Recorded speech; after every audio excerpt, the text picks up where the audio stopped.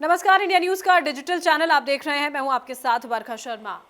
Loan moratorium, ये शब्द आपने लॉकडाउन के दौरान सुना था। आरबीआई की ओर से इस शब्द का इस्तेमाल किया गया था।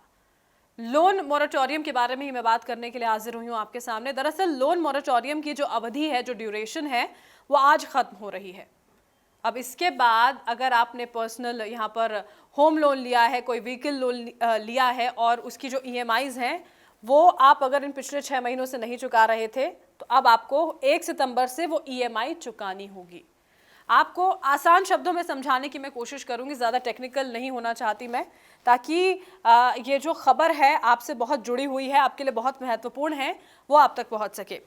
लोन मोरेटोरियम देखिए एक तरह की सुविधा जो रिजर्व बैंक ऑफ इंडिया यानी कि आरबीआई की ओर से दी गई थी, जिसमें ग्राहक या फिर कोई कंपनी मासिक किस्त को टाल सकते थे। अभी वो सुविधा आज खत्म हो जाएगी। देखिए आपको हम बता दें, जब लॉकडाउन यहाँ पर लगा था उसके बाद ये ऐलान किया गया था कि जो लोन लोगों ने लिया हुआ है, जो कर्जदाता हैं, जो परेशान हो रहे हैं क्योंकि किसी तरह की इनकम नहीं जनरेट हो पा रही है, वो कुछ महीनों के लिए उन्हें ईएमआई चुकाने से राहत मिल जाएगी।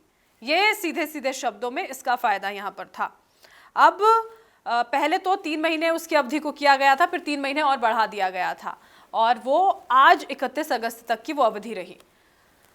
जो पहली अवधि थी, देखिए उसका अगर मैं यहाँ पर जिक्र करती हूँ तो बताया जा रहा है उसमें कम से कम 31% लोगों ने लोन मोरेटोरियम का फ़ायदा उठाया था। किश्त नहीं दी थी क्योंकि तंगी थी पैसों की। लेकिन दूसरे फेज़ में अगर हम बात करते हो तो सिर्फ 18% लोगों ने इसका लाभ उठाया था।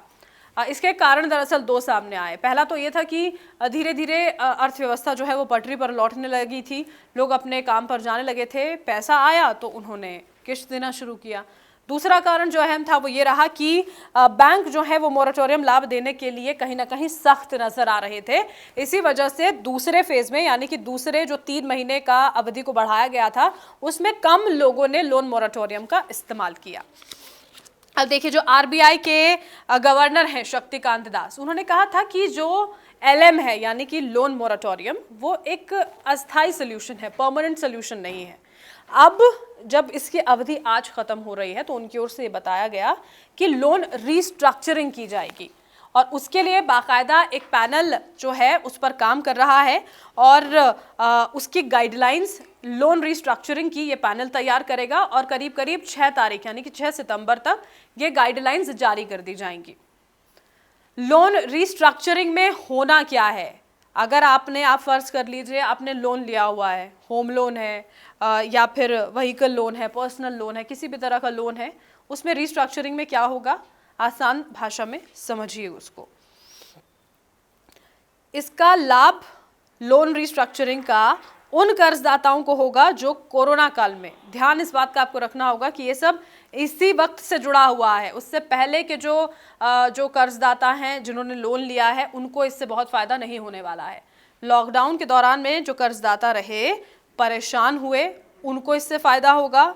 Home loan, vehicle loan, personal loan लेने वाले कर्जदाता हों या फिर कोई कंपनी ही हो, आप मोरेटोरियम ख़त्म होने के बाद देखिए अपने बैंक पर जाइएगा, अब वहाँ पर बात कीजिएगा और उनसे जब आप बात करेंगे, ये बताएंगे कि अभी भी आप उस स्थिति में नहीं हैं कि किश्त चुका पाएँ, ईएमआई दे पाएँ, तो केस टू केस के आधार पर, अलग अलग केसेस के आधार पर बैंक आपके लोन को रीस्ट्रक्चर करेगा। ये बातें जब आप बैंक जाएंगे तो वो आपको बहुत तसल्ली तफसील से समझा पाएंगे। ये बात आपको अपने बैंक में जाके बतानी होगी अगर आप अभी भी स्थिति में नहीं है कि अभी आप आगे अपनी ईएमआईज आने वाले वक्त में चुका पाएँ।